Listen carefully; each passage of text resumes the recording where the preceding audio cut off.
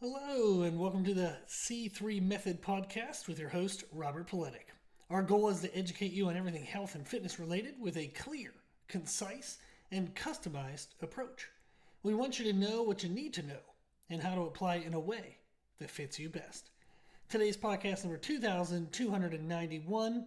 The title is Setting Healthy Self Expectations. I have a client who's currently struggling with setting healthy self expectations. She's going through a lot right now. She's feeling overwhelmed and she's expecting the best of herself in every single area. As you can imagine, she's falling short of that, and she's struggling then with feeling motivated to continue to put in some effort, but feeling defeated in that the effort she's putting in never feels like it's enough. So I wanted to talk today about setting healthy self-expectations. And the big takeaway that I want to share in today's podcast is that we have the capacity of 100%. And what we want to focus on is allocating our 100% rather than always thinking we can just add to our 100%. So for this client, they have training they want to be doing really well at, and they're actually training for strength right now, but they have an endurance base and a general fitness base they want to maintain. They also want to be super lean. It's a female. She's typically under 15% body fat, so she would like to keep that. So therefore, there's a nutritional demand on her. You know, what she eats in every meal does matter. So she wants to give attention to that and make sure she's eating the right times, the right foods. That's going to take preparation. It's also going to take a little bit of willpower to say no to things you shouldn't be eating and yes to things that maybe you don't really want, but that's what's best for you. So she has her training, she has her nutrition, and that is already consuming a lot of her 100%. She then has her normal job, and the normal job involves traveling, which is definitely going to be stressful and take away from your 100%.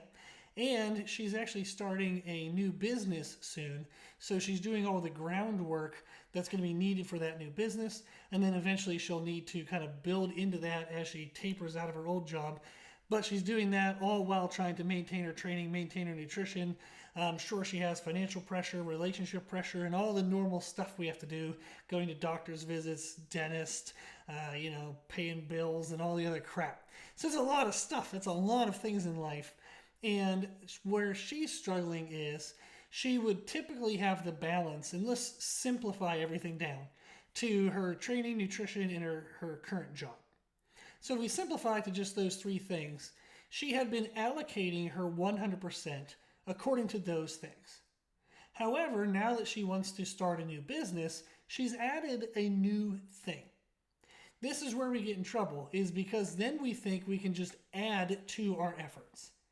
But if we only have the capacity of a 100%, we can't just add to that. We have to learn, where can I take away from to make room for the new. So we have to take away something from the old to make room for the new. And we have to figure out, how can we take away from the old that doesn't necessarily take away from what we feel as doing our best towards that thing. This is an incredible challenge because, layered with all of those concerns I just talked about, we also have just the internal drive to always be trying our best. And whenever you would hear me say, what can I take away from the old? Immediately people are going to say, well, I don't want to do less than my best. So I'm not going to do less than my best in these old things. I'm not going to accept that. And it's like, well, okay, you cannot accept that, but it's going to happen anyhow. And that's where people feel the overwhelmed and the struggle, is they don't want to do less than their best in the old stuff, but yet they expect somehow to add in all these new things. And of course, the math doesn't work. If we only have 100% capacity, we can't just continue to add. We have to allocate. And that's what I would recommend. So for nutrition, one of the big things that I would recommend is simplifying what you track. The clients that I work with, the overwhelming majority of them, we track calories and protein, and we would pay attention to when would be the best time or the best situation to eat a predominantly carbohydrate meal versus a predominant dietary fat-based meal. but we're not tracking our carbs and our fats per day.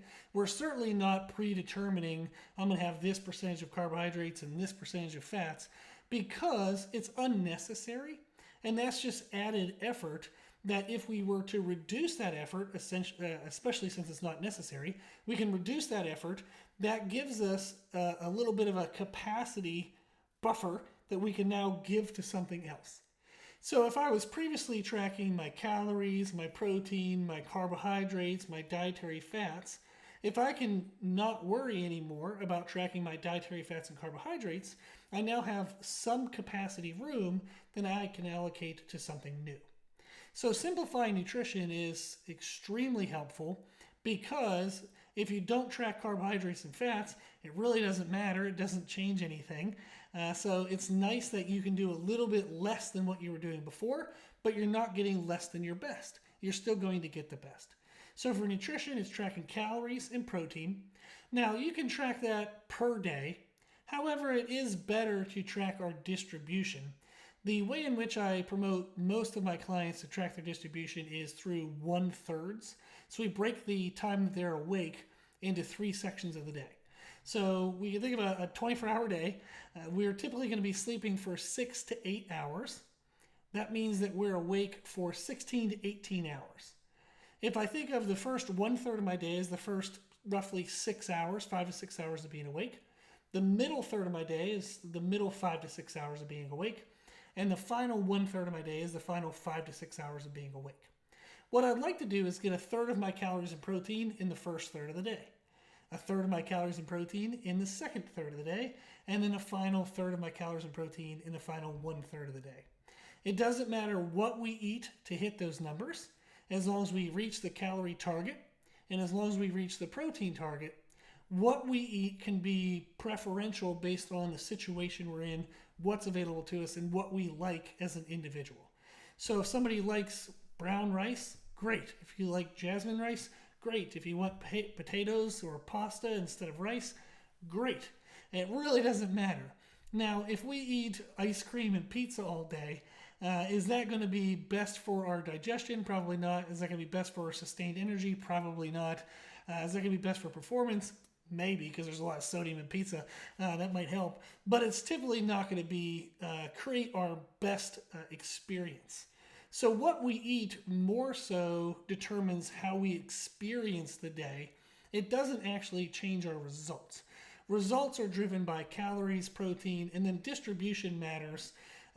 Also in not only experiential, making sure you have good energy and good digestion throughout the day, but also managing cortisol, which helps to manage water retention, which then helps you look better throughout the day.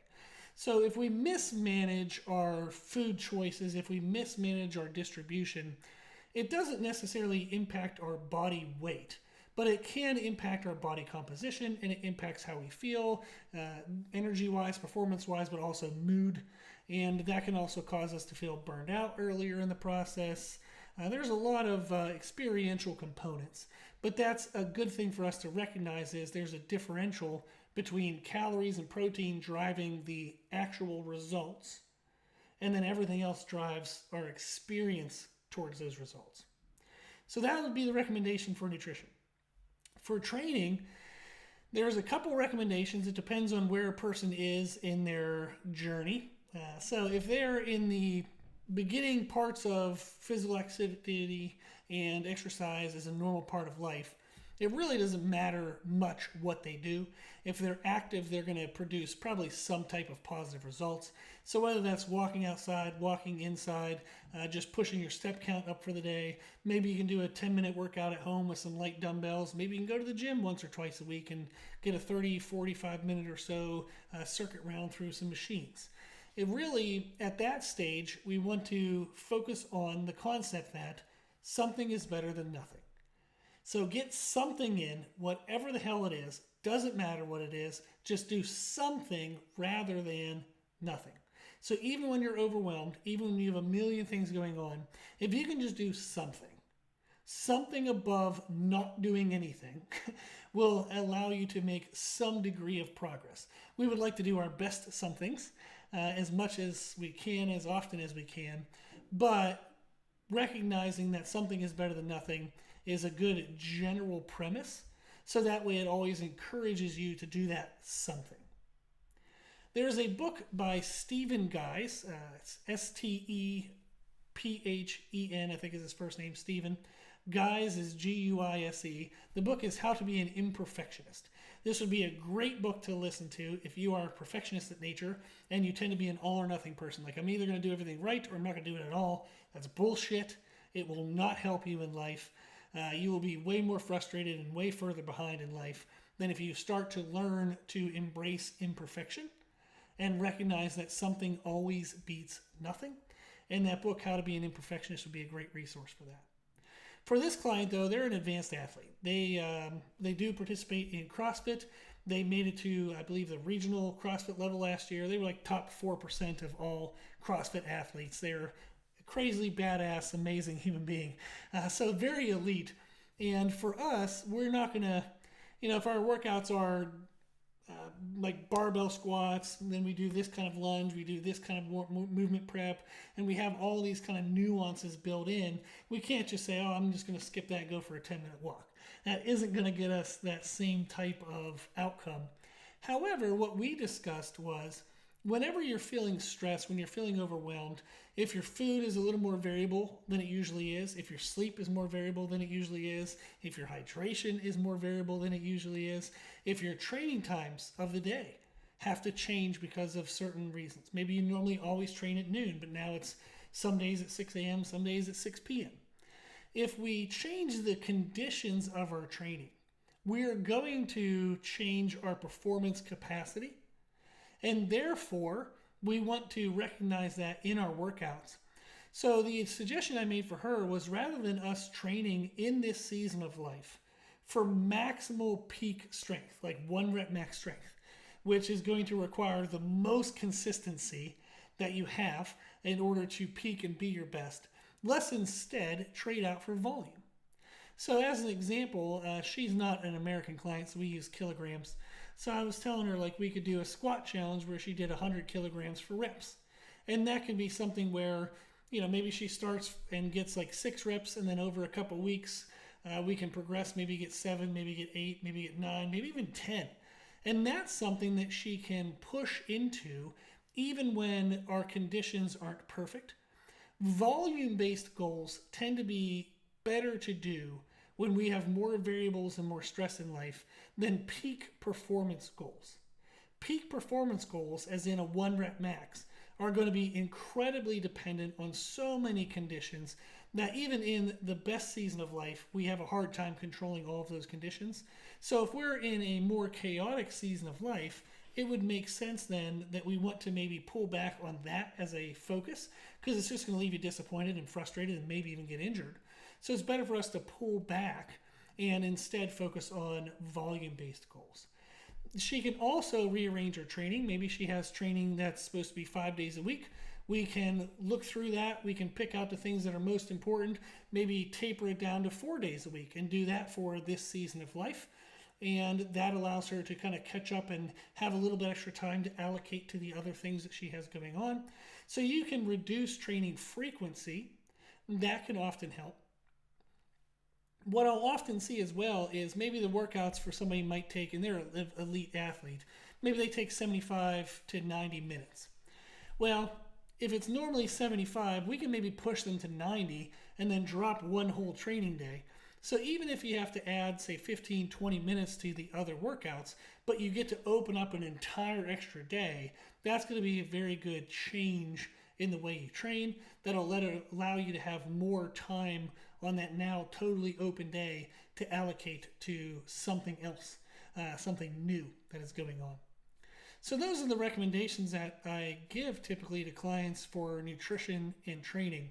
And that's going to help them still get the best outcome of their nutrition and training, but help us make space for some of that newness that we want to have in our life, that we want to be able to reduce that anxiety, that sense of overwhelmingness that we're experiencing with those new elements. So I would definitely recommend implementing those. If you have any specific questions about your individual situation, you can always reach out on our website, which is www.c3method.com. And the 3 is spelled out T-H-R-E-E. So C-T-H-R-E-E method.com. You can request a consultation, and I'll chit-chat with you, see what's going on with your life, and we can figure out how we can maybe open up some space with what you're currently doing to make room for some of the new. And that's really the big takeaway for today's podcast if we want to set healthy expectations, is to focus on allocating our 100%, not adding to our 100%. So we want to learn how to look through what we're currently doing. Where can I make this more efficient? So that way I can still get the best possible outcome, but I can free up space. I can free up some of my 100% to give to these other things that are causing me anxiety and stress and giving me that sense of overwhelmingness. Another concept that I like to do is apply the 4 Ds, which is to delegate, defer, delete, and then do. So delegate is if you can give it to someone else, do that.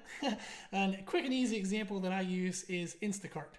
I'm very fortunate to live in America and in a populous enough area to where Instacart is offered for us. So I can basically pay someone else to do my grocery shopping. That saves me a lot of time where I can focus on client work or I can get my own workout in, but I still get the grocery shopping done.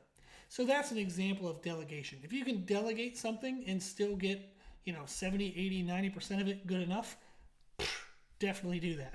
That's going to open up a lot for you. So that's one of the 4 Ds is delegate. Then we have defer. Sometimes we do things that maybe in this season of life we don't need to. So let's say, for example, it's the beginning of the year. It's turning spring, and you want to go in the backyard. You want to pull some weeds, maybe plant some flowers, and get some things ready so that way you can enjoy the backyard. But you also have a lot of other things going on. You're overwhelmed at work. You're trying to do all these other things. And it's like, yeah, okay, even if I take the time to get the backyard ready, I'm probably not going to have the time to actually sit in the dang thing and actually enjoy it. So maybe if this month is March or April, I can say, you know what, let me just focus on the stuff I have going on in March and April, and I'll defer that until May. So I'll set a reminder May 1st, and then maybe I'll try to tackle that.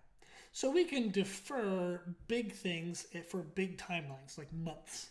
Then another type of defer would be small projects and small things. So let's say, for example, you normally do the laundry 2 to 3 times a week. Maybe you can look at what clothes you have, and maybe you can get it down to only once or twice a week. And that saves you just a little bit of time. If you look through a lot of your normal daily activities, you might find there are things that you can do that frees up 2 minutes, 5 minutes, 10 minutes, but you add up 5, 6, 7, 8 of those things, and now all of a sudden you have a lot more time opened up that can help reduce some of your stress and anxiety. So we have delegate, we have defer, and then delete is sometimes there's things we do that we don't even need to be doing. So one of the ways I do this is I have done in the past where I track the tasks I do during the day, and then at the end of a couple days, maybe 2 or 3 days or a whole week, I'll look back and say, okay, of what I did, what moved my life forward? What moved my goals forward? What helped me achieve what is most important to me in this season of life?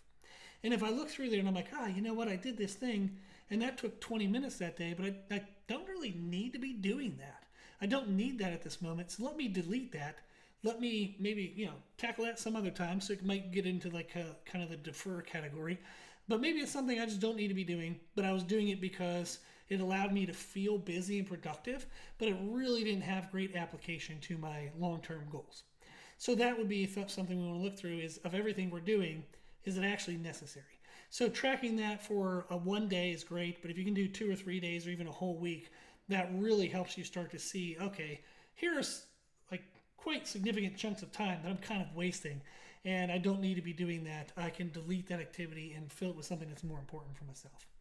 And then the 4th D is do. And if you're going to do it like we gave the suggestions for the nutrition and the exercise, is of the things I do, what gives me the most bang for my buck?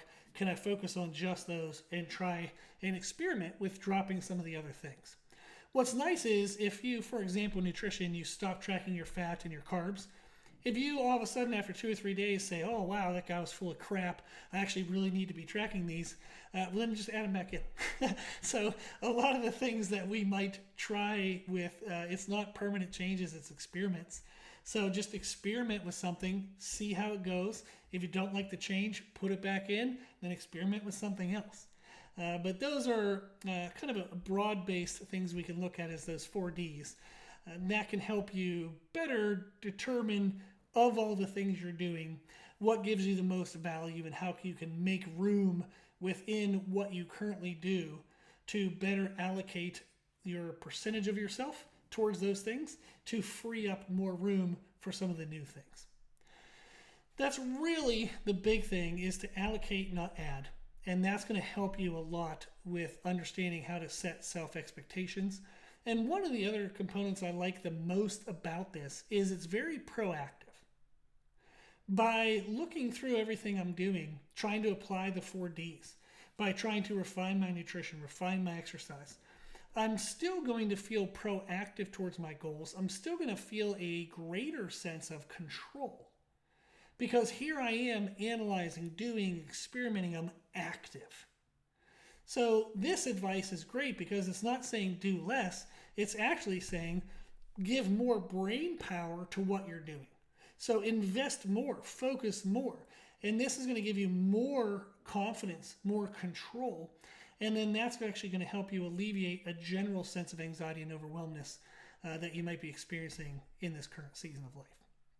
So, recognizing that you only ever have 100% to give, recognizing that the best way to manage your 100% is to allocate, not add, and then applying the 4 Ds, the simple suggestions I said for nutrition and exercise. These are all ways in which we can set healthier self-expectations by understanding what is truly reasonable for us to expect from ourselves in this moment, and then setting up the actions and steps for each individual goal in life. So nutrition specifically, exercise specifically, maybe finances specifically, the time you want to give to setting up a new business specifically.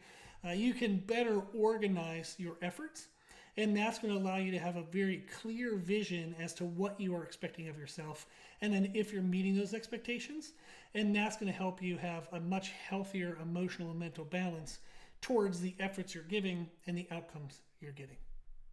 So hopefully that was helpful. I appreciate this actually came from a client being open and honest with me about their struggles. I love that, and I appreciate that they open up to me and allow me to be a part of their life. These are things that I've worked on in my life and worked on with thousands of clients. I've been doing this for 25 years. I've worked with a lot of people. It's what I do full time. So this stuff comes up all the time. So I love the opportunity to get to share the little tidbits and things that I've learned from working with clients and reading books and listening to podcasts. So hopefully this was helpful. And as I said, if anybody listening to this would like some more personalized help, you can reach out on our website at www.c3method.com. Awesome. Okay. If you need anything on our website, we also have the different services that we do. The main focus, the main service is our one-on-one coaching, but we also have a Patreon service, which is a lower cost kind of subscription service where you can get monthly programming, be able to ask Q&A, and I answer everybody's questions every week with a video. And you'll probably catch that on one of our podcasts every single week, is that Patreon weekly Q&A. So you'll hear the questions that people ask. But if you need anything, it's all on the website. If you like the podcast, please share the podcast. The more people that know about the podcast, the more people will be helped by the podcast. If you like the information we share in the podcast, you can find more from us in our social media channels. You can find us and follow us on Instagram and YouTube under the name C3 Method. As always, I hope this was helpful, and thank you for listening.